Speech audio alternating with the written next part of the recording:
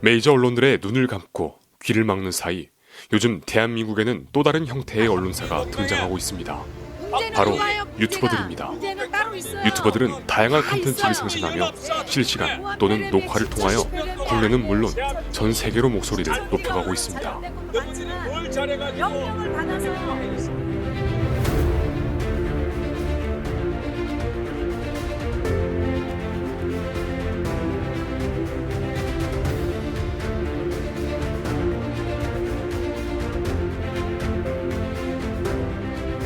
문재인 정권이 대한민국 사회에서 놀랄만한 일들을 벌이고 있음은 이미 알만한 사람들은 다 알고 있는 사실입니다. 그것은 다름 아닌 자유 대한민국을 사회주의 국가로 만들기 위해 그 공작을 단계적으로 펼쳐나가고 있다는 것입니다. 공수처법이 그렇고 선거권자 100만 명 이상 청원 시 개헌을 발의할 수 있도록 무한 패름으로 국민들이 한참 고통받고 있을 때 은근슬쩍 그 법을 국회에서 통과를 시킨 것이 그렇습니다. 하지만 문재인 정권과 집권 여당이 펼치고 있는 정치 공작에 몇몇 뜻있는 인사들 제외하곤 대한민국 사회가 너무나 조용히 침묵하고 있는 사실, 여러분은 어떻게 보고 계십니까? 과거 이명박 정부 때 실체도 없었던 광우병 사태와 박근혜 정부 때 세월호 사건에 비하면 말입니다. 도대체 자유 대한민국 근간이 뿌리채 뽑혀나가고 있는 이 엄중한 현실 앞에서 우리 사회가 깨어나지 못하고 있는 이유는 무엇일까요? 우리의 정치 구조는 항상 공작을 전제로 하게 되는 이런 모습들을 보여왔던 거 아닌가. 옛날에 이제 우리 정치에 사꾸라니 뭐 이런 말들을 만들어내긴 유진선 씨부터 시작해서 그 이전에 그런 일들이 많았었는데 이것이 개선되지 않고 오늘에 와서 문재인 정권에 와서 더욱 극단적으로 심화되는, 왜냐하면 이런 자기들이 저질러 놓은 모순, 앞에 상대방의 적폐를 청산한다고 그러면서 공작적으로 쟁취한 권력을 다시 연장하려고 하다 보니까 다시 더 깊은 공작에 빠지게 되고, 이러한 이제 악순환의 고리에 스스로 걸리게 되는 거 아닌가, 그 덫에 걸리게 된 거 아닌가, 그렇게 생각을 하게 됩니다. 앞서 오신 내용들만 보더라도 이미 대한민국의 법치는 무너질 대로 무너져 버렸습니다. 그리고 대한민국의 정의와 진실은 위선과 거짓에 장악당하고 말았습니다. 문재인 정권에 저항하는 인사나 단체는 가차없이 제거하고 있는 현실을 여러분들은 지금까지 봐왔습니다. 그래서 애국 시민들은 이게 과연 나라냐라고 말들을 하고 있습니다. 2014년 4월 16일 세월호 사건을 여러분들은 기억하고 계실 겁니다.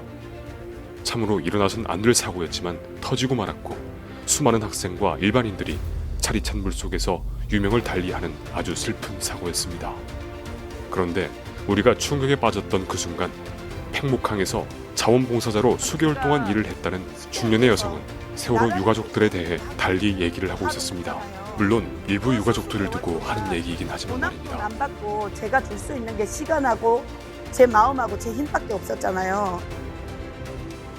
제가 애국을 한다고 거기를 갔다 왔는데 와서 보니까 그게 아니라 나라를 팔아먹는, 나라를 침몰시키는 살인마들을 돕고 왔더라니까요. 거기서 딱 깨어나니까 진짜 작두로 제 손모가지를 잘라버리고 싶더라고요. 내가 거기를 왜 그렇게 갔을까? 내가 본 얘기하고 이 언론들이 보도한 얘기하고는 완전 어긋나가지고 이 이질감과 괴리감 때문에 온 고통인데 그거를 뭐 얘기를 하면은 나아요, 안 낫죠? 지금은 시대가 조금 변해서 문틈이 열렸지 않습니까? 그러니까 저 같은 사람이 세월호 발언을 할 수 있죠.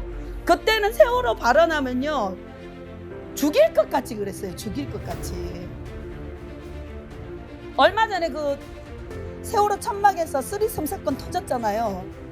그것도 2018년도에 기사 나왔던 거고 그 전에 유가족을 통해서 저는 듣고 알았었어요. 거기만 그런 일이 있었던 게 진도체육관에도 그 비슷한 일이 있었고요. 제가 엮여있는 팽목항에도 그런 일이 있었어요. 자기들 입으로 자기들이 얘기했던 진짜 사건이라니까요. 제가 겪었던 이야기는 그 엄마의 신상이 있기 때문에 제가 얘기를 안 하는데 유가족 아빠 그것들은 개새끼들이에요. 개새끼들. 나는요 왜 더 충격이 더 트라우마가 피디님 깊어졌는 줄 알아요? 성폭력을 당한 여성이 나한테 도움을 청했단 말입니다. 봉사자인 여성이 저한테 카톡으로 가난해서 그 사람이 핸드폰 요금을 못 내서 카톡밖에 안 돼. 와이파이 터지는데 고소할까요? 지금도 그 글자가 지금도 떠올리면 화면에 이렇게 뜬다니까. 고소할까요? 그런데 나는 그 유가족 아빠들한테 피해를 당한 그 여자가, 그 애기 엄마가 저한테 그 문자를 쓸 때는 얼마나 두렵고 떨리는 마음으로 그 문자를 저한테 했겠어요. 근데 제가 사실 제 상식은 새끼를 잃은 부모가 어떻게 봉사자로 온 사람을 건드린다냐. 그래서 제가 이 아빠한테 전화했다니까요. 전화해서 오빠, 그건 누구 엄마가 물고 빨고 어쩌고 저쩌고 했다는데 이거 사실 그건 미친년이야. 그 또라이 같은 개 같은 년 아주 술 처먹고 할 일 얘기가 없으니까 그런 또라이 같은 얘기를 해. 그 미친년이야, 미친 시장년. 아주 유가족이 만만하니까 그랬거든요. 그랬는데 그거를 누가 확증을 해주냐면 마지막에 실종자로 남아있던 또 우리 양 선생님 사모님들 다 있었거든요. 식당에서 얘기하는데 그 사건 그런 사건 얘기가 나왔어요. 언니 엄마는 나한테 전화해가지고 카톡 해갖고 그랬다는데 거짓말이라고 내가 오빠한테 전화해갖고 확인했네 이랬더니 야 그거 진짜야. 유가족 대책위원회에서 돈 주고 다 벌써. 세월호 사고 당시 팽목항을 드나드는 유가족은 물론 일반 사람들에게 자기 손으로 그것도 책임자로 있으면서 밥을 직접 해먹였다는 하영 씨. 취재를 하면서 혹시 신상에 피해가 가지 않을까 걱정되어 실명을 밝혀도 되는지 재차 물어보았습니다. 단연코 밝혀달라고 얘기를 하였습니다.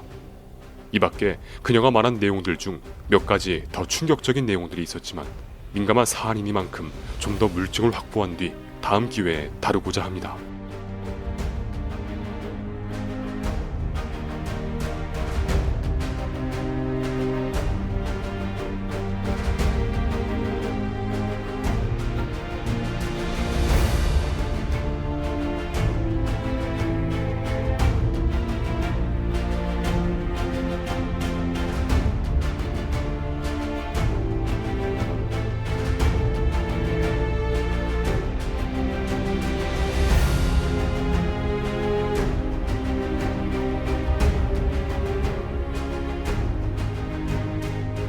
섣불리 시끄러면 경제구청 망하고 대한민국 망할 수 있다고 경고하면서 한미동맹을 지키고 국내 정치적으로 주사파를 물리치고 그리고 국민들에게 자유헌법을 바로 사회주의 헌법으로 바꾸려고 하는 이들의 책동에 대해서 온 나라 온 백성이 혼란과 공포에 떠는 모습이 보이지 않는가?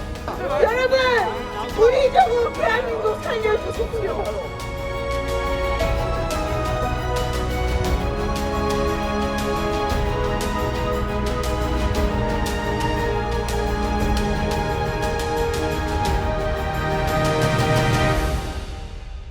취임사에서 국민 통합을 외쳤던 문재인 정권은 오히려 국민 갈등을 조장하고 증폭시키고 있습니다.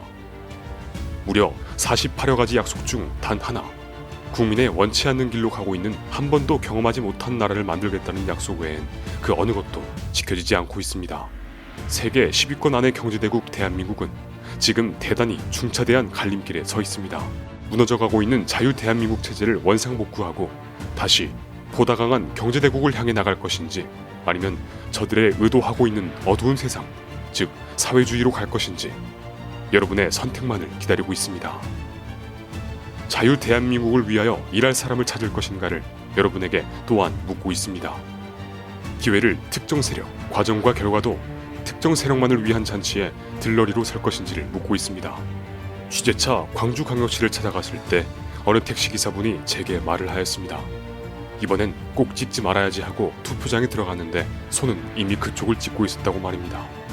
이러한 실수를 두 번 다시는 절대로 해서는 안 되겠습니다.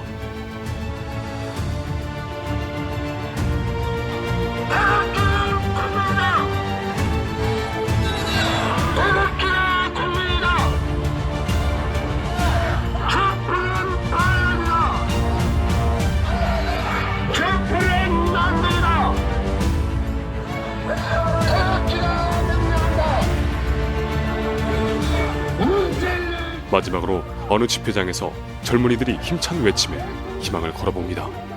그리고 그 젊은이들에게 감히 충고합니다.